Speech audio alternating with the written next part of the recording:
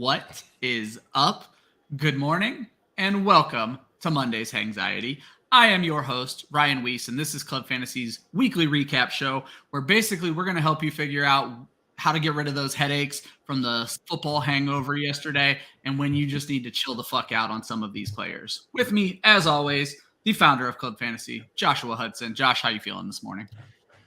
Not too bad. I mean, Birds got themselves a win, one of three actually undefeated teams left in the NFL, and feeling really good. I honestly, I think I've checked maybe like 2 fantasy scores, so I haven't really gotten to that portion of everything yet. That's why because I know I'm like, I want to ride this high right now. I don't really want to get deflated anymore because one of 3 undefeated teams, really and one is not like the others. Yeah, a lot of really low scoring games yesterday, so I'm like, there were probably no fantasy points scored. That's just kind of where I'm at. Such a bad week overall. Speaking of riding a high, fresh off of seeing her Eagles just bounce Washington very early and often in that game, Kyra Wiaterowski is back with us. Kyra, how are you feeling this morning? I am actually hungover because I did go hard. It was like the best Eagles tailgate like in history or something like that. They told us yesterday. There was like over 1,000 people at this tailgate. It was incredible. Yeah, they knew. Plus, they had that headliner going, so of course everyone showed up. No, I don't think anyone knew I was there really, but it was a really good time. I had a fantastic time. The Commander Stadium is, as advertised, not very good, not good at all. And honestly, it was a sea of green there, so it was incredible for us. I mean, literally, I looked at like right behind the Eagles benches was just sea of green. There was awesome. the fans were outnumbered there. It was an amazing time.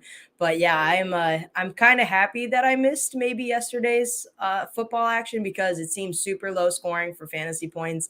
Seemed like a lot of weird stuff happened. I'm salty because we just talked about it in my one DraftKings tournament. I went from $5,000 to $90 on Joe Burrow and T. Higgins touchdown being called back. I was mad that I didn't get to see what exactly was happening live because I'm sitting there on my phone. I'm like, oh, $5,000. I'm like, let's fucking go. I'm super pumped.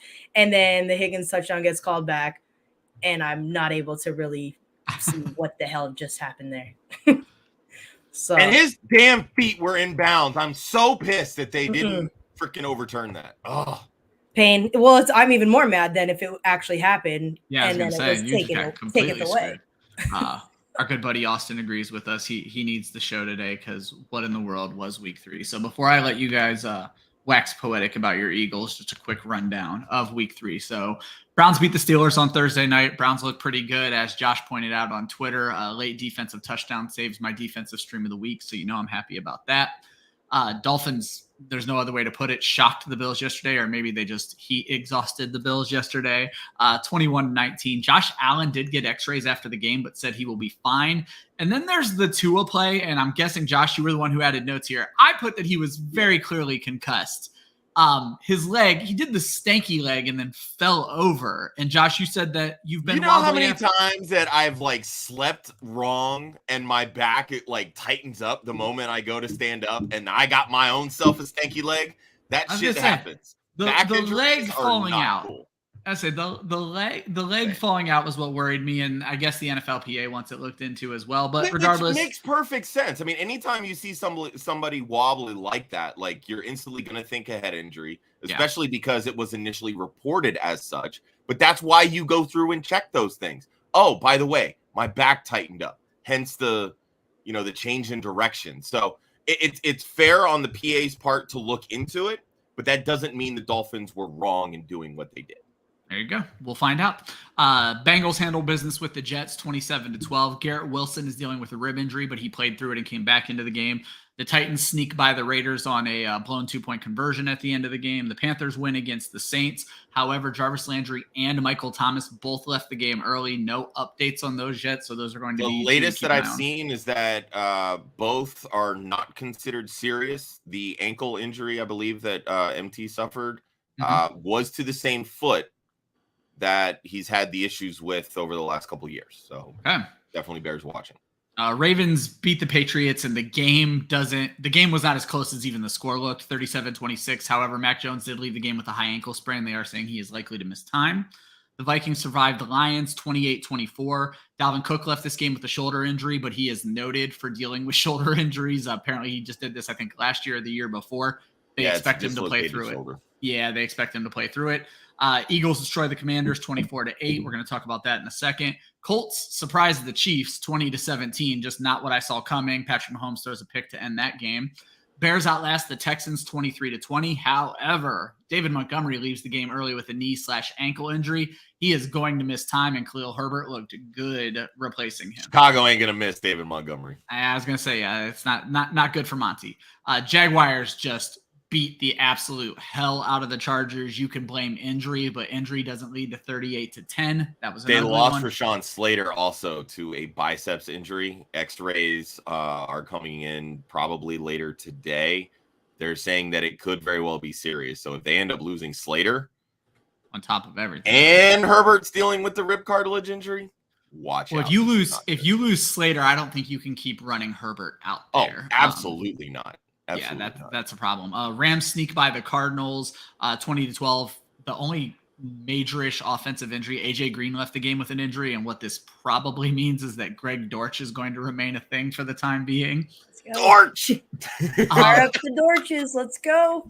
In one of the more puzzling endings, the Packers beat the Buccaneers 14-12. The Buccaneers didn't score until there was minutes left in the game. And then even more crazy, Tom Brady blows a play clock on a 2-point conversion and forces them to move 5 yards back. It was very ugly. They missed the 2-point conversion. They lose the game.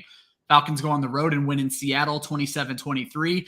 And then in the absolute worst game of the fucking week, yet again for the Denver Broncos, they played slightly less bad than the San Francisco 49ers and won the game 11-10. A football game 11-10. So all bad in Denver right now. Yeah, there was no reason to stay up. Before I jump in to let you guys wax poetic, Austin says he's actually hearing positive reports for Monty, but Khalil Herbert's play probably means negative reports for Monty, though I will say Monty looked pretty good against the Packers the week before. However, the first section of our show is called Up with the Birds. It's the section where I shut up and let the two Eagles fans tell you how happy they are. Kyra was at the game. Josh was watching it. Talk to me. Yeah, being at the game, I just got to say, the one thing about the Eagles, I'll start negative and get happier, I guess. The one thing that the Eagles need to do is keep their foot on the gas in the second half. We can't keep on just letting up and letting them, not that the Commanders were even able to do it, but when you play against really good teams, if you take your foot off the gas and they start to creep on coming back and scoring points, that's not good for us. We can't revel in victory in the first half and just take a break in the second half. So that's one thing that I'd like to see them change before, if you look at the schedule, we're not playing anyone really of a challenge other than maybe Green Bay.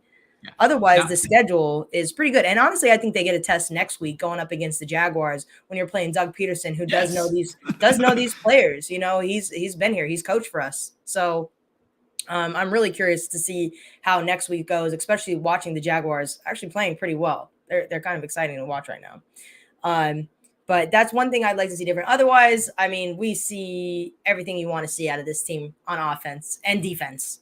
They completely shut down the Commanders. They sacked Wentz 9 times. And as we said, it's in honor of Nick Foles, which was exciting. But yeah, it seemed like, honestly, at one point during that first half, the Commanders had nothing going. Wentz couldn't stay off the ground. They were just dominant. The Eagles played dominantly, and I'm really excited about them moving forward. I know that they're getting, the Super Bowl talks. Let's pump the brakes on that. We are playing these shitty teams. Other than Detroit, I think Detroit's actually pretty good. And the Vikings, I don't know what to make of the Vikings. Honestly, I don't.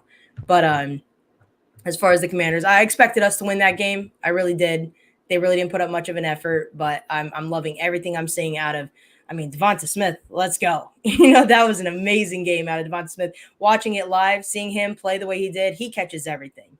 Dude catches everything. It doesn't matter. BMI my ass. I don't give a damn. He's up there. He's got 2 guys just crushing his rib cages and getting away with it. He's a really good player. It's showing. That Heisman playing college player that we saw out there, he's bringing it over the NFL. I'm pumped about Devonta Smith. A.J. Brown, he's always a dog. He's continuing to be a dog here. The running game, a little lackluster. Not much to say there. But the offense passing wise, I mean, let's go. Looked fantastic. And forever, Josh, before you jump in here, forever, I think the Slim Reaper is one of my favorite nicknames that has ever existed, ever. And I'm sure people have been called it before. I think Skinny they actually Batman called. I think they called KD it a little bit but for Devonta Smith, it's just perfect. So. Yeah, skinny Batman, fast Batman, and what was it? Just big Batman? Is that what Darius Slay called them? I think that's what it was. Yeah. Yeah. 3 Batmans, no Robins. And cool enough, I noticed at the game, AJ Brown had Batman capes out for them. Yep. So we had the dog masks the one year. Now we got Batman capes. So that's pretty there you go. I love it. No, I mean it was a lot of fun watching that game, especially in the first half. I mean, watching Jalen Hurts take command of that offense through the air, like that's what everybody, not just us in the fantasy community, but analysts and coaches and scouts and everything. That's what we've wanted to see. We've wanted to see him take command of an offense through the air because we know what he's capable of on the ground. He's been working through his progressions. He's throwing better on the run. This game was just an absolute domination for Jalen Hurts, and really it was the staple, and it was the exclamation point for Howie Roseman saying, "I made the right call." I said that in my article this past week. I said, this is really Jalen's game to take a hold of it and be like, "Hey, you didn't make a mistake here, letting Carson Wentz go, who you once thought was worth, a big deal." Yeah. I want to play for my big deal. And Wentz did nothing.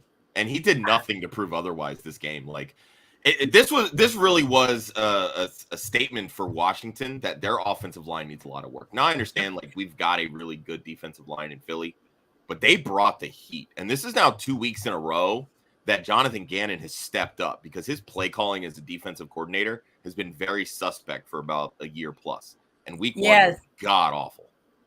He showed us weeks 2 and 3 when they finally start blitzing and getting pressure on the quarterback, how much better and smoother that game goes for you because you have great guys in the secondary.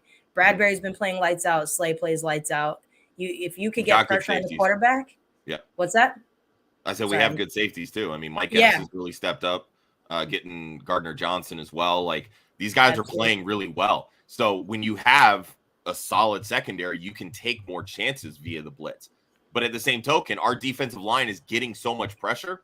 You don't have to bring the blitz every single down. So it's just kind of becoming a perfect storm here. So I'm just the pessimistic Eagles fan in me is like just waiting for the wheels to fall off here. But at the same token, let's fucking go, baby. Well, and you guys briefly touched on it, but what I was always impressed by with what the Eagles this season was bringing in, you guys have mentioned Chauncey Gardner-Johnson, but Kazir White and Hassan Reddick. Hassan Reddick leaves the game with a sack and a half on top of what Reddick does to open up the guys who were already good. Brandon Graham with 2.5 sacks, Fletcher Cox with a sack and a half, and Kazir White, I believe, led the team in tackles, or he was right behind TJ Edwards with 9 total tackles in the game. Yeah, he was an underrated signing, Kazir White right there. Yep. I knew I was happy when I seen Chargers fans super upset to let him go. And so he was a hidden gem there to add on. Yeah, I was really happy to see Graham getting the sacks because he's never really been a high sack total guy. It's always like he's going to get a lot of pressures. He's going to play damn good run defense, but his sack totals, I don't think he's ever hit 10 sacks in a season. Well, what's interesting is they've never really put a bookend around him. Like he's always had Fletcher Cox there, but you get Hassan Reddick, who me and Joe will fight over with all day, whether or not he is a premier pass rusher. I believe he is, but you get that, and it just adds to what he's able to do. He being and then Josh Sweat Graham. too. I mean, Sweat secured an extension. I think it was this past offseason as well, and. I mean, that's a guy that's got a motor off the edge. He's not going to be that like run stopping end that Brandon Graham is, but dude can put pressure on the quarterback. And I love it. Every single time he gets that sack, no sweat, baby. To answer your question, Josh, back in 2017, he hit 9.5. He's never hit 10. So. Yeah, exactly. So. Yeah, and he's older, coming off Achilles. Like, is Achilles injuries like a thing of the past there? Like especially watching James Robinson. Well, I was going to say, so the studies on Achilles have always been super interesting because it's typically running backs who suffer the worst. But Cam Akers is starting to look like a real running back. James Robinson is going to come up later in the show. So Marlon Mack might be the exception, not the rule, where Marlon Mack is just washed, and maybe it was just because he was never that good to begin with. Quick shout out to our good friend Gemmo. He's happy. Bears are 2-1. I don't know. I don't know. I don't know. Just only look at the record and you can be happy about the Bears right now. Watching the Bears is awful. I God. hate to have to watch the Bears right now. The fact that they're just passing at such a low rate is so boring, and it's killing the fantasy value out there for their offense. All right, so we're going to jump into the hangover section, guys. The biggest head scratchers of the weekend, what has us not quite understanding. I'm going to let Kyra start off because Kyra, if you're not aware, had the most eventful Sunday ever with to and fro Washington, D.C. to watch her Eagles play. So Kyra has some names in here that I would definitely want to let her get to first. So Kyra, talk to us. Yeah, so my head scratcher, I mean, it's got to be Justin Jefferson 2 weeks in a row here with poor fantasy performances. You're upset. I'm upset because I picked him right. If Jonathan Taylor went off the board and Christian McCaffrey went off the board, I did not go Cooper Kupp next. I went Justin Jefferson next because I expected him to have a huge year here going with the Rams' old offensive coordinator as their coach. He made promises that he was going to beat out Cooper Kupp, this and that. I know we can't trust the player promise model. I get that, but Justin Jefferson's fantastic, and we're watching him have 2 down games. Not that I'm worried about Justin Jefferson. I'm definitely not worried about Justin Jefferson, but he was in a smash spot going up against the Detroit Lions secondary. So that just pissed me off to see him not have this huge day. I don't know. And honestly, like you said, I was at the Eagles game. I didn't get to see these games yet. I haven't caught up quite yet. But what the hell happened? What happened there? I'll be honest, I haven't studied the coverage or anything like that. But the thing that has me worried is the red zone targets because they are going elsewhere with their red zone targets. I think it's almost evenly split between Jefferson, Thielen, which I would have expected. But then you throw KJ Osborne in there as well. And I didn't even count Irv Smith in that to go back and look. I'm just talking the 3 wide receivers. And when you have a team that already has a strong running game, if you're not getting all of the red zone targets, that's a problem. But Kyra, you said something interesting. You're not worried about Justin Jefferson. Yeah. Josh, right now, and we don't do rest of season rankings, things along those lines. Where is he's clearly still a must start, but absolutely. But is he a go-to for FanDuel lineups immediately now for DFS lineups? Where do you look at Justin Jefferson in the grand scheme of the NFL right now that we've seen these 2 dud games? Because he was the wide receiver 2 to start the season, and I don't think any of us are calling him that anymore. As far as DFS, if his price come down, you're gonna see you got to jump. You got to jump, absolutely. And especially when most people overreact in fantasy football. That's super common. So for DFS, if Justin Jefferson's price goes down, you see these poor performances. If he doesn't seem like a chalky, you got to take him. You got to jump because Justin Jefferson will smash again. I mean, he usually other than I'm looking at just the box score. I'm box score watching here, but for targets, he had 6 targets, only 3 receptions, 14 fucking yards. 14 yards? You got to be kidding me. This is not very Justin Jefferson-esque of him. The first 2 weeks he was in between 11 and 12 targets, so he saw his targets basically cut in half. And then Austin points out they're in London next week, which is typically not. Yeah, and they do play the Saints. I mean, Saints, they can be really good as a secondary, but they can also be really not great.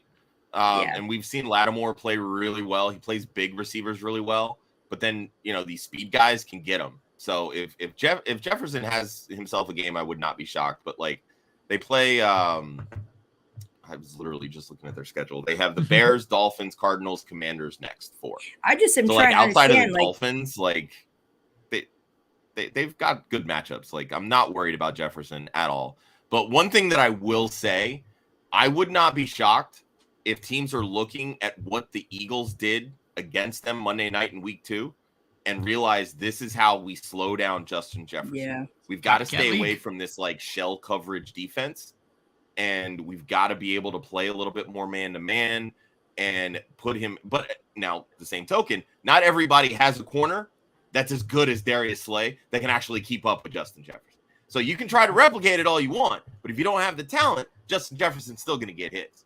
And I think that's really what this is. You're betting on the talent of Justin Jefferson.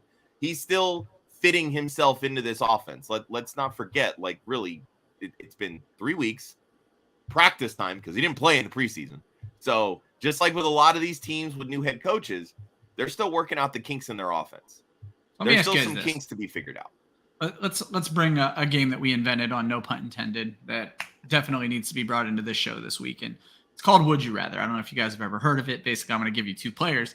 You tell me if you'd rather have them, and it's going to be against Justin Jefferson every time, just looking at ADP from this past season. So, Kyra, you can just answer, but Jamar Chase right now, obviously, I think we would all take Cooper Kupp over Justin Jefferson, but Jamar Chase or Justin Jefferson? I'd take on your redraft team right now. I would take Justin Jefferson over Jamar Chase, just single-handedly, because I think that, Thielen isn't and Osborne are not taking away targets like the way T. Higgins is. Okay. T. Higgins is also demanding his own targets and his own respect also. So, yeah, I'm going Justin Jefferson over Jamar Chase. Josh? Same. Devontae Adams. I'd still go Justin Jefferson there, too. Okay. Josh? Yeah, I mean, you want to talk about another wide receiver that's kind of been disappointing this year. At least Adams has more competition for targets, right? I mean, you got Darren Waller. Apparently now you have Mac Hollins. Who the fuck knew that one? Mac Hollins. But I mean, Hunter Renfrow missed this game, so and we'll bring up Mac Hollins in a little bit. I got a couple more names for you guys. Stephon Diggs. I'd take Diggs right now. Yeah. Sorry. Yeah, give me Josh Diggs. He was one of my calls. He was one of my calls earlier in the season. That was, if there's a guy that has a chance to finish as a wide receiver 1 overall that we're probably not paying as much attention to, it's Diggs. For sure. Tyreek. Oh, geez. Justin Jefferson still. Because I think Jefferson. That as good as the games have been for Miami, and again, you still have another target hog and Jalen Waddle over there. And I still just rather the volume and everything that Justin Jefferson should be getting. He's going to get better. This is, I know. I just want to see where he fits in the ADP. Yeah. You guys have stayed pretty steady with him. I'm trying not to overreact because the first 3 weeks of football, sometimes things get weird. I saw a tweet. Oh man, I hope I retweeted it so that I can see this quickly. But it was basically saying like last year where people were falling. I didn't see that tweet, but I remember those things last year. I do actually have it. So this is good. So through week 3 in 2021, Burrow was only QB 19. Jonathan Taylor was only RB 27. James Conner, RB 42. Amon-Ra St. Brown was wide receiver 100. So you're seeing people that we didn't Whose know. Tweet was that? Let's give him credit. Heath Cummings. It was a big. Oh, hey, that's fine. We love Heath. Yeah. Real quick, Faith says hi to Kyra and no one else because Faith is sweet. only here for one person. Last name I want to throw at you guys. Overreaction possibility here. AJ Brown, Justin Jefferson. On your redraft fantasy team right now. Well, now you're just literally playing with my emotions. He's playing to the audience here. My God. I mean, I think in all honesty, if we're back on the board, I know what I know now anyway. I think I'm still taking my chance on Justin Jefferson. And to be fair, you could have probably gotten both of them. AJ Brown was going around pick 31, whereas Jefferson was obviously a top 10 pick. Right. So Yeah, I'm still going Jefferson. As much as I love A.J. Brown and I love what he's done so far, there's not going to be very many games where A.J. Brown has 14 targets, and you can count on that from Justin Jefferson in about 80% of games. Well, I'm proud of you guys for not overreacting because I think Diggs I would have taken over him, which I think you guys both said Diggs over, but I think Tyreek I might have. I'm not quite sure on that one. Quick shout out to Wendy. Giving Kyra a shout out for kicking her ass in the sneaky league this week. So Wendy, thanks for tuning in. And then we'll get to the user question in just a second. So give us a second on that. But Josh, let's go into some of your hangover picks. I mean, for me, we talked about Devontae Adams. Like, do the Raiders just suck? Like we hyped up this division all offseason. Yeah. And I mean, are the Chiefs the best team in this division? I like, they don't even look all that great, and they just got beat by the Colts, who really had no business hanging in that game at all. Maybe Josh McDaniels just really isn't head coach material. Isn't it? Like, that's really kind of what I'm getting at. Like, I get the whole, like, let's not overreact a little bit, and I get it. New coach, new system, trying to fit players into the system and the scheme, etc. We knew going into this year the Raiders were not going to have a good offensive line. But something that this system has shown us over the years is that average players can be above average or even elite in this system. I mean, shit, look at Trent Brown, who sucked outside of this system, right? Helped him get paid, but hey, it is what it is. So that's kind of where I'm at here. I think that they're still trying to figure this out. And again, you're going to just practice time, not a whole lot of movement in the preseason because the starters really aren't playing.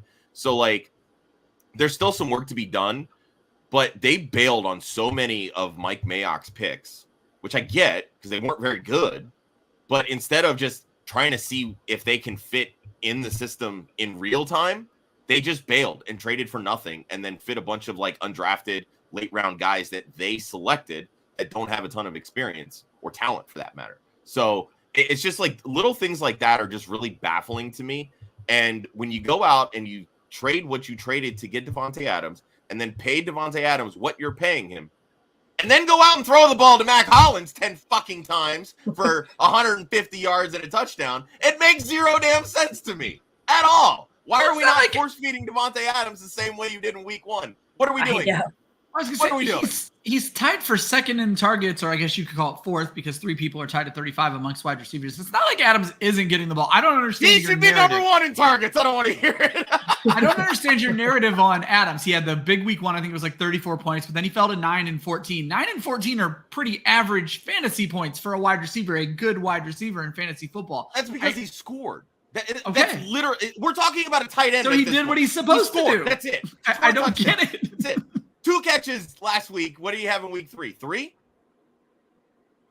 I didn't look at 3 that. catches? Yeah. Like, this is not why you pay Devontae Adams. You don't pay him to have 5 catches in 2 games. He had 5 catches last week. 5 for 36. Okay. So. 36 yards. Okay. Yeah. I'm paying you $30 million a year to average 1 yard per million. Well, as I said, that's on Adams then at that point. He got the damn ball 5 times. You get 12 yards a catch. It should be 60 yards, right? I'm just going to quickly throw mine in here, and then I'll let you guys run through your rest. We spent way too much time on this. I just want to know what in the world is going on with this Colts defense. Now, when I say this, I strictly mean this for real purposes, not fantasy purposes. They're still not great for fantasy. But after 3 sacks and a takeaway against Houston and Jacksonville combined, they managed to sack Mahomes once and take 2 takeaways away from Mahomes and only allowed 17 points there. When I'm wondering if I'm running teams up against Kansas City, I need to know which team's going to show up. The team that just was completely deflated against Houston and Jacksonville, or the team that actually showed up against this Kansas City team. And I think once they get Shaquille Leonard back, that's going to change a lot for that defense. But right now, it's just very, very frustrating. Kyra, you had another one, though. Yeah, so one thing that was frustrating to me, especially because I screwed myself with this in DFS, was the usage between Raheem Mostert and Chase Edmonds. That's a headache to me. I don't know which one is going to – now, I know just looking over it quickly that Raheem Mostert, I believe, actually had either more snaps or he had more carries than Chase. Definitely had more carries. I haven't looked at the snap count yet, but he had more carries. So that to me is just frustrating, and something that I think I want to avoid moving forward is this Chase Edmonds, Raheem Mostert dance. I don't want to play it. I guess we're going to have the same headache that, you have with Shanahan in the running back situation. But I am out on it because I literally sat Chase Edmonds and played Raheem Mostert over him because it looked like we were going to move in the direction of like, hey, we want to get Raheem Mostert more usage. And then we watched Chase Edmonds have the better fantasy day, and I just don't want no part of it. Josh, so Chase had 19 snaps to Mostert's 24. But, of course, what played into this, Edmonds had the red zone carries, and those led to 2 touchdowns. And let's not forget Mostert. But he didn't have red zone carries the week before. Like, it was like Raheem Mostert was getting nothing the week before. It was like super weird the week before. And then Mostert only averaged 1.7 yards a carry last week. So it's definitely a head scratcher. Let's knock out Clayton's question since he's hitting us up on 2 mediums here. I don't want to leave the guy out in the cold. So he has a trade-off for giving up his Eckler for Antonio Gibson, Devonta Smith, and Clyde Edwards-Helaire in a full PPR where he can keep 1 guy next season.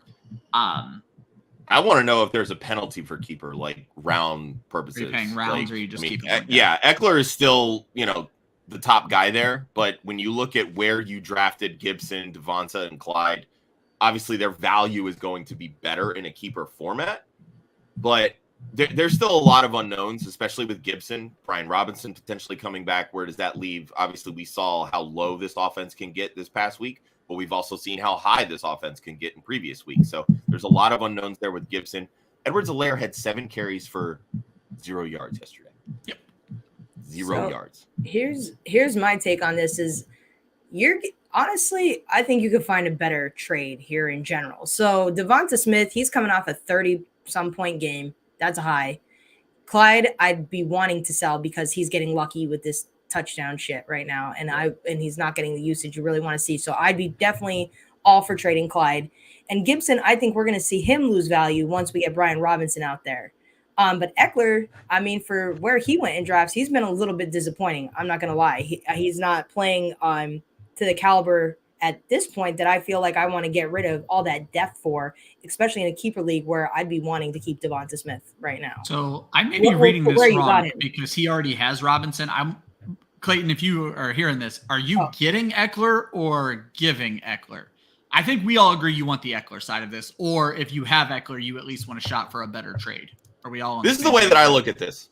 Clyde Edwards-Helaire is basically Walmart Austin Eckler. Yes. Not going to get a ton of rushing yards, but he's going to score some rushing touchdowns. As I mentioned, 7 carries, 0 yards, 1 touchdown. That math checks out, right? Yeah. So I own Eckler, and I'm frustrated with Eckler right now. I'll tell you that. Yeah, I'm not that happy with where I took him. Yeah, I mean, Eckler had 5 rushes or 5 yards rushing yesterday for 4 carries. Like there really is no, but he's doing it through the air, and that's really what we've expected out of Eckler. And really, that was the calling card for Clyde Edwards-Helaire as well. So that's why I say, like, one is the discount version of the other. So, I mean, if you're getting Eckler, sure, let's ride with it. Like, yeah, it's frustrating, but a lot of that's going to come. I'm not too insanely worried about it. Now, if the news comes out with Rashawn Slater being out, then I'm probably bailing on Eckler very quickly because it's not going to get much better. From a points per game standpoint, and I understand fantasy is more than points per game, but Edwards-Helaire is ahead of Eckler. Gibby is equal with Eckler. And then you're adding a possibly elite wide receiver in Devonta Smith. Maybe not top 10, but certainly top 20. If we're worried about Eckler, and I'm not saying he doesn't shop for a better trade, but if we're worried about Eckler, you're bringing in 2, you just called CEH Eckler Walmart. Well, if I'm bringing Eckler Walmart and a top 20 wide receiver for Eckler, I don't know. Balances out. Yeah. He could also get Henry. He could also get Henry for Eckler straight up. Kyra, would you do that one? No, I think I'd rather have Eckler at this rate. I know Henry just had the big blow up game, but 5 catches. What?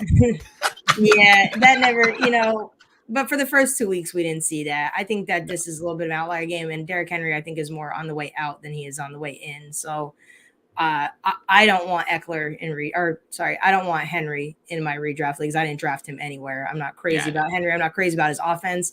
I think that, he was able to take advantage of a shitty Raiders run D there. I don't know.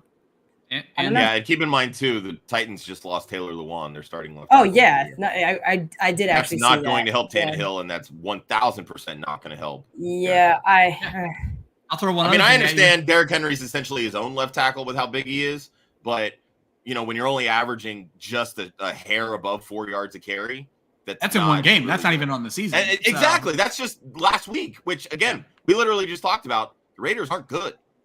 Well, that's what I was going to say. Shown that they're as good as the hype from this. I wouldn't want to take on. So he's getting Devontae. He's getting Smith. He's bringing in the 3 for Eckler. Okay, yeah. So Austin's saying what I think is happening too. I'd be wanting to sell Edwards-Helaire and Gibson right now. Yeah, that's something I'd be targeting, and you're getting targeted for that. Yeah. I know Eckler has been disappointing, but I wouldn't be willing to give up him, I guess, for that deal. And it all depends on your team too. Like, I don't know what your wide receiver situation is or your running back situation. Like, do you need 2 other? Like, I don't know what's going on. I'd like to see the whole. And don't ever look at it as a 3 for 1. Consider the 2 players you would need to drop in that situation as well. All right, guys, we're gonna move on a little bit here. So I'm gonna just jump to shot of espresso. These are the players that, it was finally time for them to have a good performance. They got us pumped. We're ready to go with the shot of espresso. Kyra, you and I agree again. Kyra, you and I agree on, I think, almost every pick this week. But talk to me about Chris Olave. Oh, man. I tweeted it out that the Chris Olave breakout was going to happen. And when it does, it's going to be a monster. And then I didn't expect it to happen this week just because of the matchup, but it did. So I don't know if it had to do with, I saw Michael Thomas was maybe in and out of the game, and Landry. Thomas and Landry both left early, and it did help Olave towards the end of the game. But it doesn't even matter because Olave was getting the targets and the air yards, and we had like a preface of this coming. So Olave has arrived. If Thomas is to miss more time and Landry, you can just see more of the same. The breakout is here, and it's probably going to continue. Really excited about Chris Olave moving forward. Yep. Leads the NFL in air yards, leads the team in receptions, and then 9 for 147, like you brought up. It's just the beginning. My only concern, Kyra and Josh, do we feel as comfortable if it's Andy Dalton at quarterback? Oh, I guess that's a kind of wait and see what Andy Dalton does, but I know he's not going to air it out like Jameis Winston will. Yeah. So Jameis Winston leads the NFL in average depth of target. Yeah, he loves it. Position. That's why I love Olave. It's over 11 yards. Like what? Mm-hmm. Yeah, he's not afraid to do it. That's something like we've talked about it, Ryan, in the offseason when we had Matt Waldman on our Stars of Tomorrow wide receiver show. He had Olave as his number 1 wide receiver going into this draft, and you're seeing it. He's one of the cleanest route runners of this rookie class. He gets down the field better than most. And I mean, we knew the blow up was coming. All the stats you guys said, it was all leading there. Like all it is just meeting the opportunity. When you lose Michael Thomas, when you lose Jarvis Landry, when you're losing the game, you got to air it out, and that's what happened. So, Josh, give me your top shot of espresso for the week. Honestly, that entire Baltimore offense, but I'm gonna start with Lamar Jackson because dude's going nuclear this season. Buckle the fuck up because god damn, he's on a better pace right now than the year that he won MVP. And that is scary for opponents. All that man has to do is stay healthy and let's fucking go. But Mark Andrews is doing it because I think that's called money motivated, maybe. That's a man looking to get paid. I'm saying it's the same thing that's happening in New York in baseball with Aaron Judge right now. Dude is breaking because he said, you know what? Yeah, I could play for $30 million, but you know what? I want Mike Trout money. I want more than Mike Trout. Let's go. And now he's on the pace not only to set the American League home run record, win a freaking Triple Crown while doing it. Like that's putting your money where your mouth is. Spend on yourself. Mark Andrews, like we talked on Wednesday. Joe was like, "Oh, Bill Belichick knows how to take tight ends out of the game. He's going to eliminate a team's best weapon." Kind of seems like Bill Belichick didn't want to get beat by Rashad Bateman because Mark Andrews went and put up 8 for 89 and 2 touchdowns. Tight end 1 on the week. That's now 2 out of 3 weeks, I believe, that he's been the tight end 1 on the week. This offense right now is running through Jackson and Mark Andrews. Yeah. Betting against Mark Andrews seems like a losing bet at this point. Mm-hmm. And that's coming from people that had Travis Kelce. Matchup proof. Matchup proof tight end. You got to love it. Yeah. Olave was my number 1 like Kyra, but I'll quickly jump to my number 2. Amari Cooper looking good in Cleveland. Back-to-back games with over 20 fantasy points. Top 20 in the NFL in targets and the wide receiver 12 on the season. But far more importantly, and this is what you have to look for in low passing volume offenses, 30% target share. That's what you need to be a good fantasy wide receiver in a low passing volume offense. We saw it from Marquise Brown last year, and I think we're going to see it from Amari Cooper this year. I think he is perpetually going to be top 20. Coming into the season, I covered the Browns for Football Guys, and they said Amari Cooper could average 12 targets a game this season. And basically, he's going out and doing that right now. So I love to see what we're getting out of Amari Cooper. Josh, you kind of actually have, you had mentioned on the head scratchers, are the Browns a contender even with Jacoby Brissett at quarterback? Because Brissett is handling his damn business out there. But more importantly, it's not even Brissett. I mean, look at Nick Chubb. I mean, he's basically the driving force of this offense. Well, I was going to say, more importantly, they're running an offense that is suited for the players on their offense, which they were not doing with Baker Mayfield back there. Correct. So, and Nick Chubb is running out of his freaking mind right now. Like, everything is clicking. Last year, I know they had some offensive line injuries, and even Chubb still averaged over 5 yards to carry. But and this is just what he does. I mean, he just goes out, runs the football, he's getting the touchdowns. And we all said, oh, we're going to fade him in points per reception leagues because he doesn't catch passes. Guess who's RB1 after 3 weeks? Nick fucking Chubb. The volume wins. As I say, volume wins always, and touchdowns. Touchdowns are important if you're not going to get receptions. Kyra, you both have Kyle Pitt. Out. Oh. Yeah, they're okay. There you go. Well, I was saying, Kyra, you both have Kyle Pitt. So Josh or Kyra, I want you to talk about Trevor Lawrence, and then Josh, you can talk about Pitts a little bit. Just so I didn't, like I said, I didn't get to see the game, but seeing the performance that Trevor Lawrence put up against the Chargers, I mean, hey, maybe we are finally seeing the emergence of Trevor Lawrence, the breakout finally coming.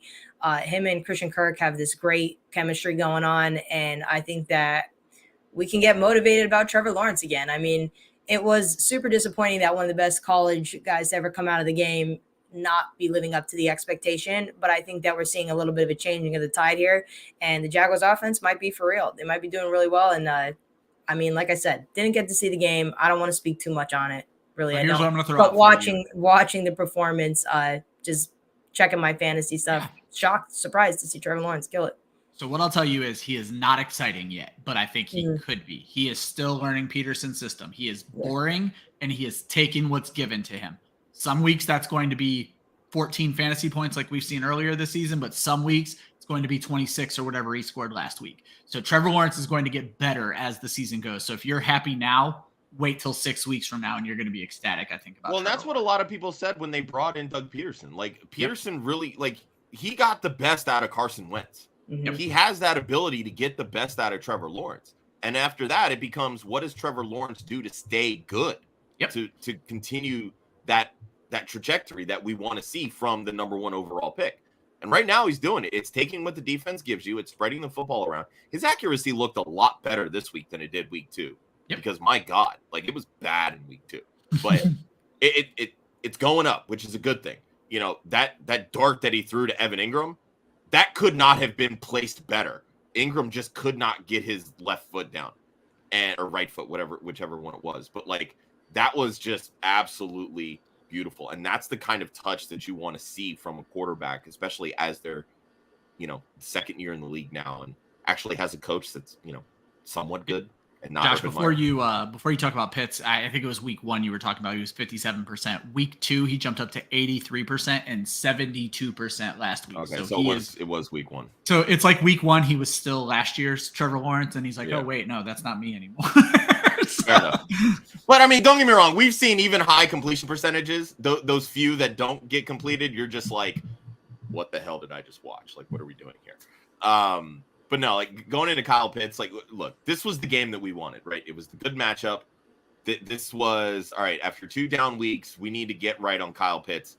Arthur Smith comes out after week 2. Well, this isn't fantasy football. We play to win, blah, blah, blah. Well, if you're not getting Pitts involved, you're not winning. Well, guess what happened? You got Pitts involved and you won a freaking game. So it really is not rocket science. I guess it is fantasy football, dickhead. Yeah. Don't come at us, like, because your games aren't working out for you. Like, we want Pitts in there. Fuck. We try to tell you. Get your best players involved. Good things tend to happen. Seattle's not a great team, but you know what?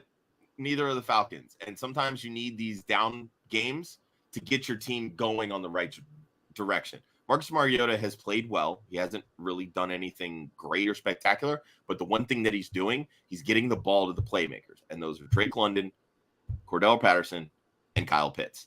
Keep throwing Kyle Pitts the ball. Good things will happen. He was tight end 6 on the week, 13.7 fantasy points, and he did not score a touchdown. Those are the types of numbers you want to see from the guy that you spent a 2nd, 3rd round draft pick on in fantasy. All right. Let's knock out some questions before we move on. Clayton back in the chat with us. 12-man full PPR, 1 keeper. This is a continuation from that earlier question. This was the roster. Oh, okay. I just saw all the damn names. I didn't realize. Okay, so this is whether or not he needs 2 running backs for 1 running back. So you have Aaron Jones. You have Stevenson on the bench. Rashad White, Brian Robinson. This to me sounds like you're selling Eckler for flex depth. Yeah, and that's really what this is. Like, you get Mike Evans back next week. Deontay Johnson still a target hog. Bateman, Ayuk, you can rotate. Yeah, I was gonna say you don't need the wide receiver depth. You don't need Devonta Smith, and you're basically going from Eckler to Gibson and CEH. Yeah. Like, write it out with Eckler, write it out with Jones. We knew this was going to be a bad matchup for Aaron Jones. Like, Ryan, this is what you predicted, that him and Dylan were going to combine for less than 20, and they barely 100%. Got over 10. So like I said, it was never going to be good. Yeah, don't worry about Aaron Jones. Good things are still on the horizon. I get it, especially if you're sitting at like 1-2, maybe 0-3 after this week, and you want to make that, like, I got to shake up the roster kind of trade. But don't worry about this. You're fine. All right, perfect. And then we got a over-under question for tonight's game. Over-under Daniel Jones throwing for 200 yards. trying to quickly go see what the Cowboys allow on average. Yeah, I'm 205.5. It's right at that, basically. So Cowboys are allowing 205.5. I think Jones is at 182 per game. I can't imagine he's going to need to throw for 200, so I would take the under. On this. Yeah, I would take the under as well. This is going to be all Saquon Barkley. Jones hasn't even thrown for 200 yards yet this season. It hasn't hit 200. Cowboys are barely allowing it. So. Going on, division game. Looking at this week, low scoring. Just forget it. Yeah, no Wan'Dale Robinson, no Kadarius Toney, Kenny Galladay's a corpse. Like don't worry about it. And then one last trade question here: should we trade away Devontae Adams and I'm guessing Jamal Williams for Jonathan Taylor and Gabe Davis? Again, I think that when people want to answer these questions in the chat, I think I want to know your depth. I want to know who you have. I want to know if it's full point PPR, half point PPR, standard. Just give a little bit more context because I hate these trade questions when they're not that obvious, and I don't know what your team looks like to know what you should be doing, and I just rather know. I mean, looking at the 2 for 2 here, the better side is JT and Gabe. I was just going to say, and it is full PPR, which I think makes Adams infinitely more valuable than Gabe Davis. So. Yeah. Yeah, I would agree with that. I mean, I'm all for wanting to trade Jamal Williams at this point because you are. Like, they said he's kind of like the new James Conner, though. He's getting all these fucking goal line touches. And hold on, we'll fight with Josh about this later on. Yeah, and now DeAndre Swift is dealing with a shoulder sprain, so we're probably going to see more Jamal Williams. Yeah, but like for me, Williams is the ultimate sell high candidate right now. Like, I just don't know that I'm looking to move. Yeah, I'm moving Williams and a lesser wide receiver for a better wide receiver. I'm not moving Williams and a better wide receiver for a running back and a lesser wide receiver. We've seen out of JT, he can bust easily over these last 2 weeks. I'm holding Adams. I'm trying to pair Jamal Williams with your wide receiver 3 for Gabe Davis or a better wide receiver at that. Yeah, I agree. That's where I'm at too. I mean, we saw Gabe Davis shit the bed this past week. Yeah. It's like he's another one that's, boom bust type wide receiver. You're not going to get consistent production at all. So, I get the allure with JT because it's JT. But don't panic on Adams. He'll be fine. We talked about it. Like, I still feel like he should be doing better.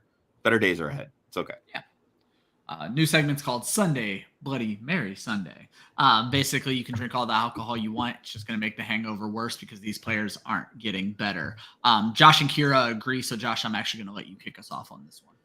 All right. I mean, it's got to be DJ Moore, right? I mean, literally put in my segment in the opening part, I said, I'm on the verge of rage dropping DJ Moore, and I hate Baker Mayfield, and fuck Ben McAdoo, and Matt Rule is a fucking bum. Why are you not getting one of your best playmakers involved on this offense? The entire offseason, all we did was talk about how great Baker Mayfield was going to be for DJ Moore. And every single one of us stopped and forgot that Baker does not give a fuck who the wide receiver 1 is. He's going to spread the football around. He's going to find the open receiver. Well, guess what? DJ Moore is usually open, so throw him the damn ball. It's not hard. What are we doing?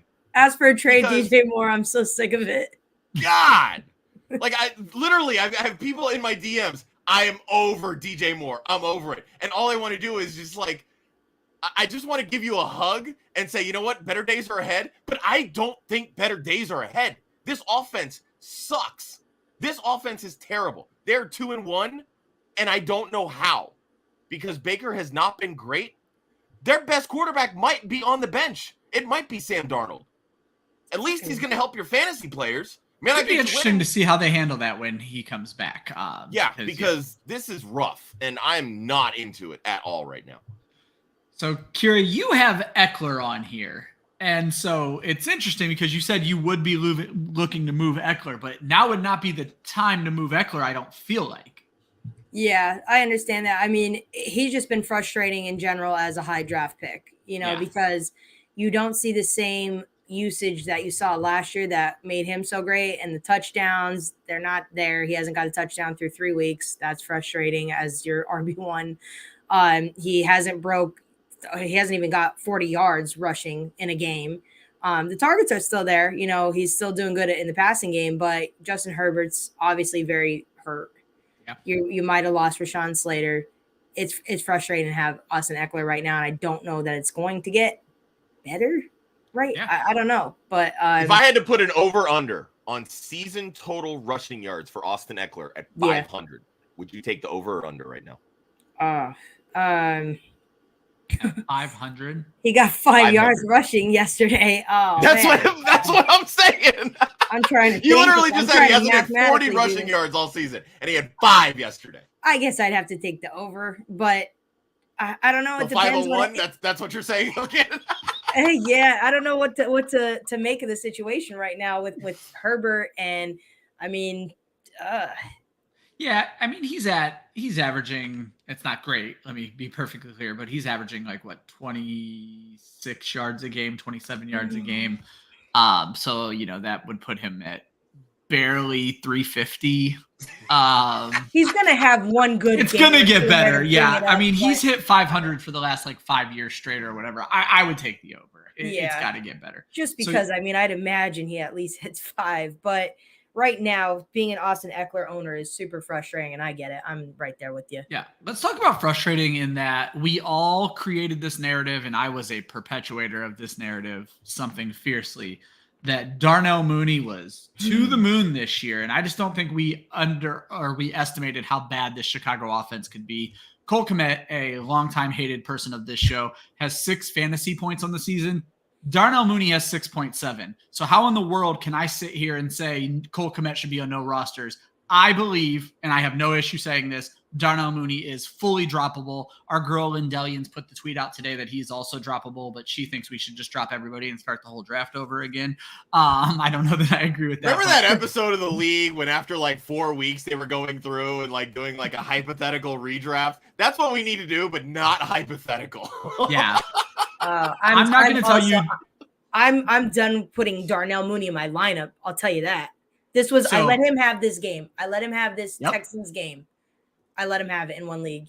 And now I don't want to rage drop him because, I don't know. I don't know that I want to overreact the first 3 weeks. I don't know that I want to do it. I don't know that. But I will not start him next week. I don't know if you want the backup to Equinemius St. Brown on your roster, but if you do, go for it, girl. I mean, who's going to fault you for that? No. I think he's droppable in the right circumstances. I'm in a 14-team league. I will consider dropping him this week in a league where I have him. Someone who I think I'm on the same boat as you, Kyra, is Allen Robinson. I'm not going to put him in my lineup, but right now he's behind Ben Skoranek or whatever the hell that kid's name is when it comes to targets. He's 4th on his team in targets behind Higbee, Kupp, and Skoranek. And the worst part about he's getting no separation. And Matt Stafford is not going to feed a ball into a wide receiver who's getting no separation when he has Cooper Kupp that he can throw the ball to 8 million times per game. So A-Rob will not find my starting lineup for a very long time, and I think he's probably a trade high for me after he has his first good game. So. Well, it's not a show without Kyra until there. She did it. God. I'll switch to my other camera, but I got to move my computer. Yep, you're good. Take care of it. Josh, Noah Fant. I don't know that Noah Fant's on very many rosters, but I think you're just more worried about Noah Fant, the player. This is more so from a dynasty perspective because I know a lot of people are still high on the college profile and all these types of things. Like it just kind of feels to me that we're at a point with Noah Fant where he needs to escape Seattle. You're talking about an Evan Ingram situation right now. He's a talented tight end that you're really not going to see it happen until he lands in a new spot, probably on a 1-year prove-it deal. And that's really what we're seeing right now with Evan Ingram. He's seeing a lot of targets. He's getting very involved in the offense because this offense knows what they want to do with them. Well, Seattle's not going to throw the football a ton. They're a run-first team. And that's going to be a lot of Rashad Penny. You're going to get, some Kenneth Walker sprinkled in as the season goes on. Only 9 snaps yesterday. I don't understand that. So Noah Fant's not going to be the guy that's staying in and blocking. It's just not going to happen. And Geno Smith's not going to chuck the ball 40 times a game.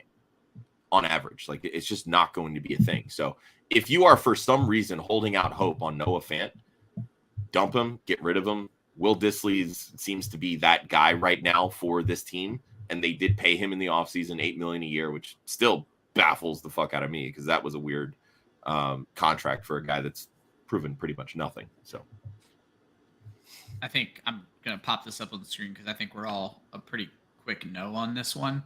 Javonte Williams, Mike Williams, and T. Higgins for J. Jeff. I think that's a firm no for me at this point. That's like trading your entire lineup for one player, and that's one player who hasn't played well for 2 weeks. You should be buying low, not buying also, high. How big is it? How big is this league? Your team's pretty stacked. I was gonna say, hang on to those players. You're good, man. All right, this segment has a sister segment, if you will, and that is the handful of aspirin. And these are players that we were far too low on the draft, and we owe an apology to. Kyra, I don't know if you have anybody top ahead, but Josh, I'll let you get us started with someone who I think we all owe an apology to. So yeah, I'm sorry, James Robinson. I really am. The Achilles injury, it really shied me off, especially after seeing so many in ahead of you that have failed to come back from this injury. A little sluggish the first 2 weeks, kind of buoyed by touchdowns. And I hyped up Travis Etienne from an efficiency standpoint on Wednesday's show, only for you to come out and average 5.8 yards a carry yesterday. So you kind of basically said, you know what? I can be efficient too. So fuck you, Josh. And you know what? I deserve it. So I'm sorry. Keep balling. And from now on going forward, James Robinson, you are officially ranked ahead of Travis Etienne for me until further notice. Has to be. And then I'm just going to pile on that Jacksonville offense. For me, it's Christian Kirk. I believe Christian Kirk was a risky wide receiver 3. He's looking like a true fantasy wide receiver 1 right now. 24% target share. Air yards are there. Not top of the league or anything, but he's doing well with it. Red zone targets and touchdowns are definitely there. As long as we believe in Trevor Lawrence, and I think Trevor Lawrence is going to get better, you have to believe in Christian Kirk. He is the man there, and it is working out very, very well. Like I said, Kyra, this one's kind of putting you on the spot, and we weren't going to put you on the spot today. Do you have anybody who you kind of remember you were low on and you're now high on? I'm trying. The one person that I did, I mean, I know that this may not be the week to discuss him, but it's probably Leonard Fournette. I kind of was off of Leonard Fournette because I just had this assumption that their offensive line started kind of going down by one, and I'm like, one by one, dominoes. Yeah, you know what I mean? And he's getting a little bit older. I just felt like, I have still Rachaad White just rostered everywhere, just waiting for Lenny to go down himself. I just didn't believe it. I didn't believe in his health, but his volume has stayed up there. I know his week wasn't that great, but he's getting a ton of volume, ton of looks. He's up with the best of them in terms of his usage. So I am sorry, Uncle Lenny, I did not really take you anywhere in any of my drafts, and I picked other people over you that maybe I'm regretting. And even with that awful week, I'm averaging 70 yards a game. So that's awesome. And then Josh, and he played 90.8% of the snaps. Yeah, they're not even taking him off the field. That's what's crazy. Not at all. And I remember when we had Stephania Bell on over the offseason, and she was like, at a certain point, when you balloon your weight in the offseason and keep coming back down, eventually it takes a toll on your body. And maybe this year just isn't that year yet. Could be next year. Maybe she's a year early on it, but they're using them. They just signed him, to that extension. And I get everybody's, hyped for the rookie Rachaad White, but how often do we see these rookies that get drafted fairly high that we get really excited to see, and then they don't really do anything because the person in front of them is still good, or the team just doesn't trust them yet. And it happens all the time. So I just want to throw out one more person. I've been off Tyler Higbee for years. Yeah, he looks like the 1B really in this offense. Like we've seen the struggles with the offensive line there in LA, and I think the Rams will eventually get it fixed. They're still trying to, it's that life after Andre Whitworth kind of mentality that they're going with here.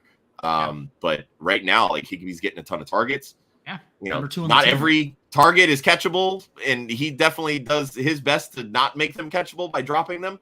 But he's getting the volume, and it's there.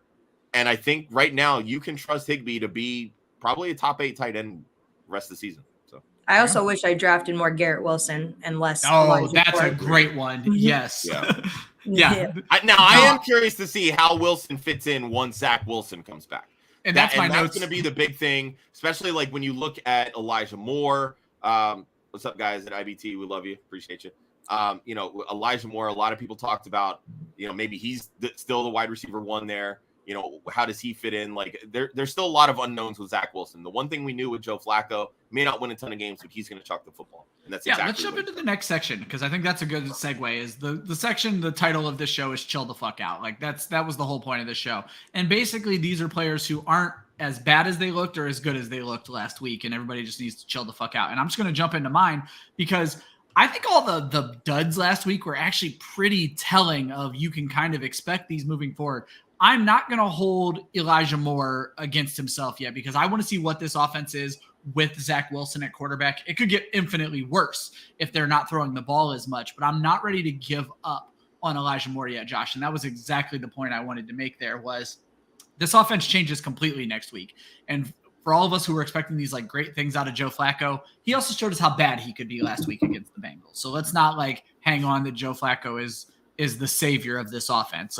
No offense to our girl Lindsay, he can still be elite, but he is certainly not the answer for the New York Jets. Josh, who's your first chill the fuck out candidate? It's Jamal Williams. I mean, we talked about it. Like, 2 touchdowns in week 1, a couple more this week. I mean, he's been a top running back here in fantasy, but it's just been opportunity. And we see this every year with Jamal Williams. Like, he has a couple of these pop games, and then he realizes that he's not an elite running back, that he's just good, for what the team wants to do. I'm still a believer in Swift. Like, Swift still has outscored him in PPR points to date this year, and he's been hurt. Like, that's just the talent differential between these guys. Now, if DeAndre Swift ends up missing multiple weeks and you start seeing Jamal Williams having to carry a load, that to me is when you sell this guy, because people are going to buy into, oh, well, he can keep this up. He's been a featured back before when Aaron Jones has been banged up in Green Bay. He's not good. This is not his role. He is a 1B, an option 2 as a running back. I don't want to say a change of pace because his pace is a little bit different, but not really the same type of running back that we want to get our hopes up for in terms of, top 10, top 12 production in the running back position. I'm chilling out on this guy. Now, Kyra, you brought up Jamal. Kyra, you brought up Jamal Williams earlier. What is your just overall take on? I know you didn't get a chance to watch him yesterday, but just the Lions and Jamal Williams in general. Yeah, I don't know what to make of it quite yet, just because he has been getting that goal line usage like heavily. And you're dealing with injury for DeAndre Swift. So if I have Jamal Williams, I'm probably just hanging tight for right now. Do I expect him to have games like he had yesterday? Probably not. But I mean, I'm holding out because this offense, the Lions, they're rolling. They look good. He does remind me a little bit of James Conner of last year. So I'm waiting, if anything were to, and I don't think he's going to be that if DeAndre Swift stays healthy. But if DeAndre Swift were to go down, then I don't know. And that's the side I'm on. Me and Josh have been arguing about Jamal Williams, I think, since my first waiver article, because Josh was down on Jamal Williams for the show, and I said, I'm not down on Jamal Williams. Yeah. I'm maybe looking to trade Jamal Williams now. I disagree if Swift were to go down. I think Williams is going to be the guy, because last year when Swift went down, Williams also got hurt, which is why we saw Craig Reynolds come in and perform very well. And what was it? Igwabuke. I can't even think of his damn first name right now. But like all these Detroit running backs seem to perform fairly well. I like Jamal Williams a lot, and I don't know that his role is going to change, Josh. And that's, I think, what I'm interested in seeing is when Swift is healthy, does the role change? But by then it's probably too late because the trade deadline will have been passed or whatever. I do want to quickly throw out Jelani Woods. Everyone's going to rush because he's a rookie and the new hotness. 2 catches for 2 touchdowns means plays worked. It doesn't mean the player worked. He was only out there, I think, for 11% of the total snaps. They are not all of a sudden switching to Jelani Woods as the go-to tight end. It didn't even happen in this game. And Jonathan Taylor is eventually going to take those red zone touchdowns. Let's be very clear about that. So let's all calm down on Jelani Woods. And then Josh added a few others. Matt Collins, 10 for 81, finished as the wide receiver 2 thus far. Russell Gage, the wide receiver 3 thus far. But again, the Bucs didn't have their top 3 wide receivers. Devontae Parker finally eats with no Jacoby Myers. He's the wide receiver 10. And then Laviska Shenault did everything he did on one play, which is just fucking hilarious that he is the wide receiver 17. There's your sell window in Dynasty, everybody. Sell Laviska Shenault now. And then, Kyra, you didn't get a chance to watch the games a lot yesterday, so I don't know if you would even have anybody here, but do you have anybody you think people need to chill the fuck out on? Yeah, I don't, just because I didn't get to see. Bear with me, people. I've got very little sleep within the last, 24 hours, so I have not been able to go over what I would like to thus far. We're going to get to the questions as we finish up the show. Let me quickly run through my deep waivers presented by Connect Go. If you're not familiar with Connect Go, check the links in the description. Connect Go is an app where you are able to connect with some of your favorite fantasy analysts. I'm on the app, Stepmom Lauren, Nate Markham, Chris Robin, all great friends of the show, all really good fantasy analysts. And for a small fee, you can set up text chats or even video calls where we can talk waivers, we can talk trades, all these great trade questions. If you want one-on-one personalized advice, check Connect Go. As we mentioned, the link is in the description. We're here to help you win championships. We're ready to give our time to you. You just need to sign up. So my deep waivers and what we consider a deep waiver is we want people who are available in the deepest of leagues, 12, 14, 16 team leagues. So we're looking at people with less than 10% rostership on ESPN. It's almost all wide receivers this week. I'm going to jump to my last note here. It is tough in the sub 10% RB streets right now. There is nobody who you want on your roster. At this point, you want high value insurance policy. So I'd be looking for guys like Dontrell Hilliard, who has better efficiency numbers than Derrick Henry right now. Jalen Warren, in case something happens with Najee Harris. Eno Benjamin, same thing with James Conner. And then Samaje Perine caught a touchdown yesterday, which was really big. And Joe Mixon hasn't looked great, but if he were to go down, it looks like it would be Samaje Perine. So right now you're looking for insurance policies, but do not make them a waiver priority at all. It's almost all wide receivers. Zay Jones, we have talked about the Jacksonville offense has looked very good. He's not had fewer than 4 targets in a single game and had a huge week 3, which means he's going to be sought after, but he's going to be worth it. He is the wide receiver 2 in that offense. KJ Osborne, enormous week 3. Everybody's going to go after him, but he may be worth it, especially if you're the Justin Jefferson or Adam Thielen manager, because he provides a great insurance policy on top of the ability to have great weeks like he just had. Richie James hasn't played yet this week, but I'm on the Richie James hype train right now. I think I added him in almost every league I'm in this week. Yeah, you did. I did. I want to go get him. I do not trust the Giants wide receivers, and you're going to follow volume in deep leagues. I'm in a lot of deep leagues. Richie James is on my rosters because he's looking like a 6 to 10 guaranteed floor every single week when it comes to targets. I think he's a great wide receiver 3 flex option in these deep leagues. Matt Collins, I agree with everything Josh was saying. Don't buy too much into Matt Collins, but he did have 8 targets last week with Hunter Renfrow in there. Again, you're chasing targets. He's the true wide receiver 3 in this offense. He has been playing 56% of the snaps this season. And my last one is Tyler Conklin at tight end. Tyler Conklin is the fucking tight end 3 on the season right now. How ridiculous is that? And even better, he's only scored 1 touchdown. If you're streaming, keep this in mind too. CJ Uzama's been out. He has been out. But Conklin, they were already saying before the injury, Conklin was looking to take that job. He was practicing more with the first team in the preseason based on camp notes. So I will absolutely agree to that. But what I would say is for those who are streaming, if you want a 1 or 2 week respite from playing in the waiver waters, Tyler Conklin's a guy who might be able to just plug in there. You're not going to get a ton out of him. You might get a little bit out of him. So it looks like we have a couple of more questions here. And Kyra wants to know, before we get to your question, Isaac, who is your current backup? Is this the question you're asking for, Kyra? I'm not super willing to give up a top 3 tight end. You know, I think that it's a huge advantage on your team when you could roster a top 3 tight end. So for what you're getting in return, I just want to know who you're going to if you have, Dallas Goedert or something as your backup tight end or someone, just something of substance. Who's replacing I need Kelsey? to know what you're giving away. Yep. So we'll get back to you, Isaac, if you can get that to us. But let's jump down to this one. I'm not even going to try to butcher your name. We'll just call you Acu. One more question. Over under on Noah Brown, 37.5 receiving yards. Josh is pointing up for the over. I'm going to quickly look and see what the Giants give up to wide receivers because that's how I. My phone is dead. I can't really look at anything right now. Giants are giving up 9 receptions and 123 yards to the wide receiver on average. And then give me the over on Noah Brown. Anytime you have backup quarterbacks that come in, they typically favor the backup wide receivers. And that's Brown what is averaging. Noah Brown is. Averaging 80 yards per game. He is at 68 and 91. And what's the over under? 37.5. Yeah, smash the over on that one. I'm all for that one as well.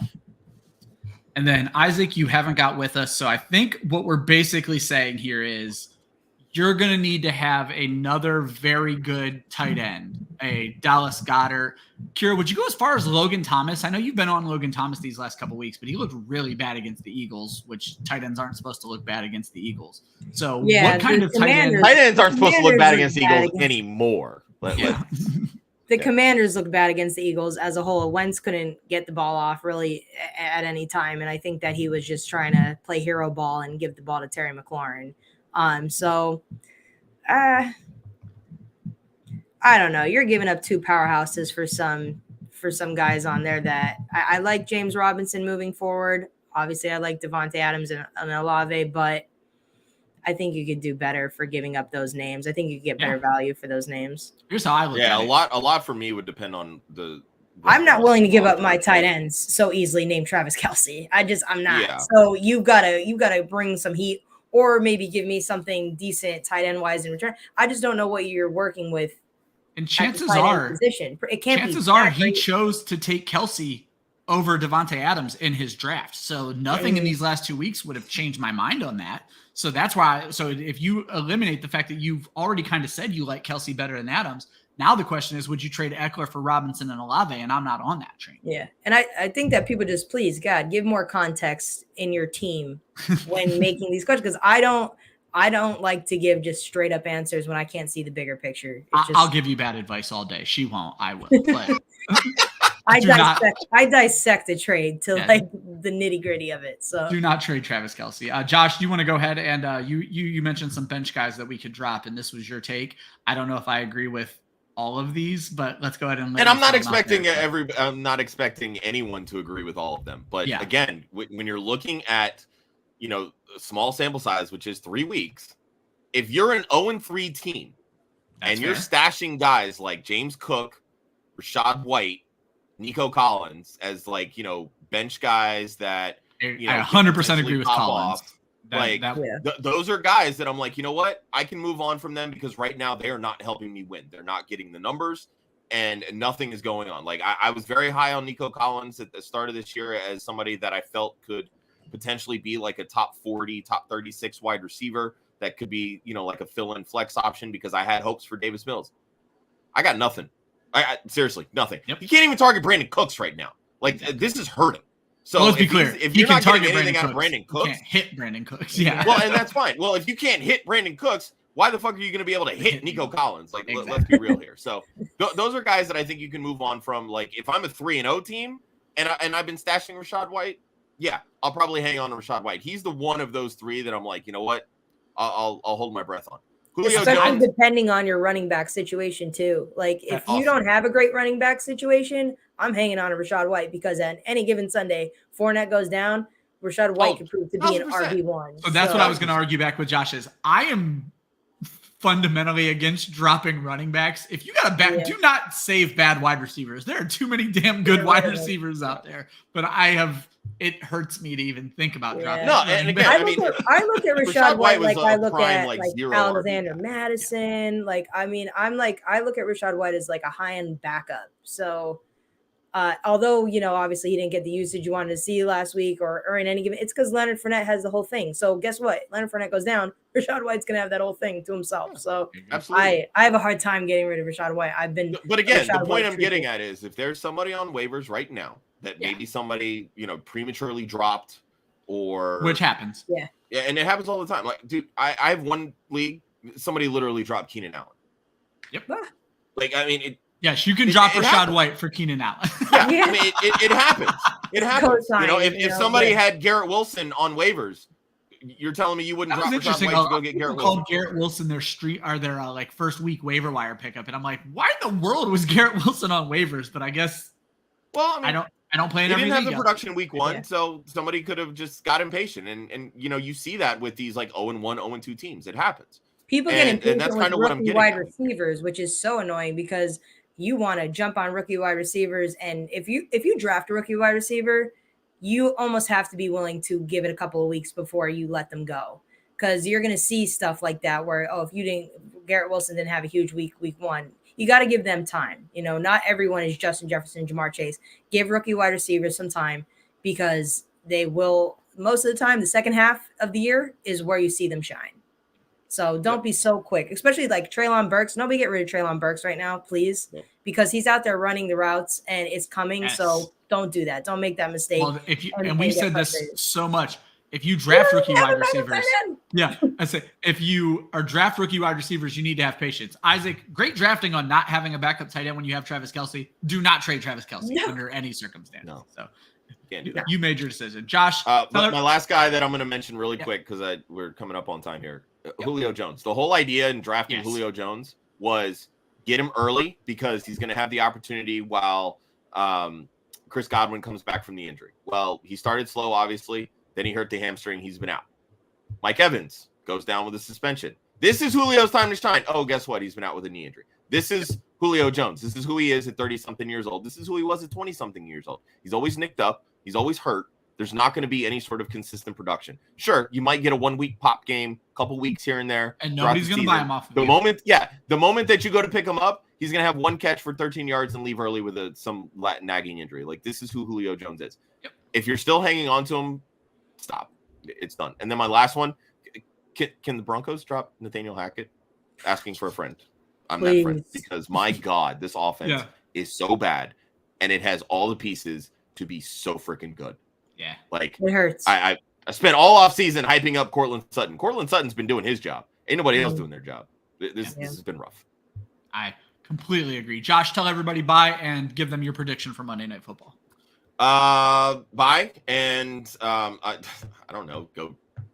I can't say go Giants, go Cowboys as an Eagles fan. Screw that shit. I don't even want like a bad game. I really do just want a shootout for like fantasy purposes. Give me a good Zeke game. Give me a great Saquon game. And just because I like you, Ryan, give me a big Richie James game. Just Richie James. I love it. I'll take a big Saquon game. Would love to see that. Let's go Saquon Barkley. There you go.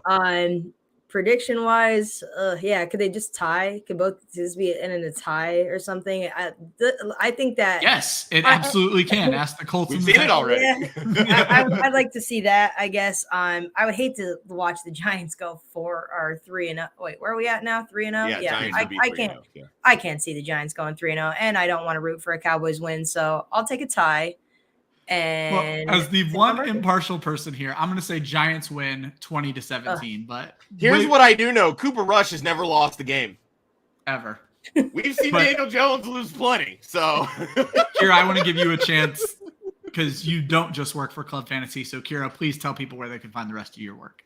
Guys, you can find my work over on the 33rdteam.com. Every Friday, Saturday, depends on how my schedule goes, but you'll get my article on talking about cash games. This week, a little rough, some really good plays on there, but week 3 here was a weird one. I'm not going to lie. All the divisional matchups, I kind of saw it coming. But yeah, you can find my work over on there.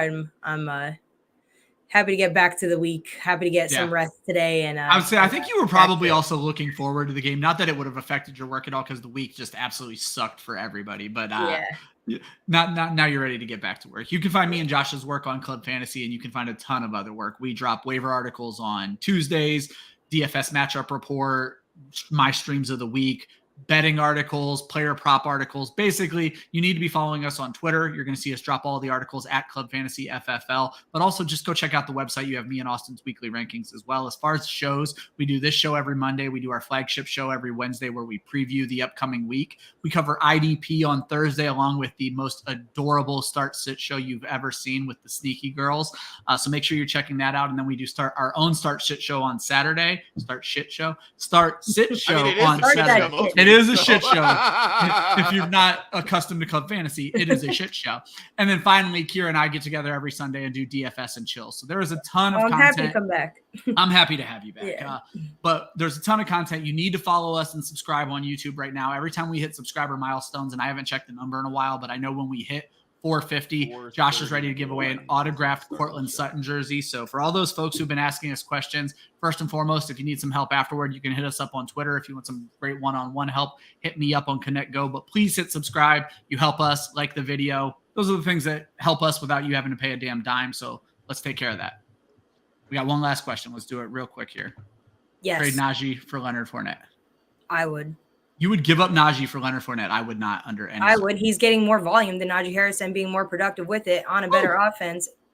I just she's smarter than me, so she says He's getting yes. also more Honestly, passing down I there. would rather have Fournette right now. I mean, if this is a dynasty question, hang on to Najee. But if Dynasty, give me Fournette dynasty. over Najee. Let's assume this is redraft. Yeah. Fournette, I would rather Fournette than Najee. I know that sounds crazy because of the draft, the way you drafted them and everything, but I'm wanting to get rid of Najee if I can. All I would say is don't do this trade straight up. Ask for something else back besides Fournette, and they should give it to you because Najee has the better name. All right, everybody. Thank you so much. Enjoy those Monday hangovers. Hopefully you helped a little bit. Chill the fuck out. Have a good day.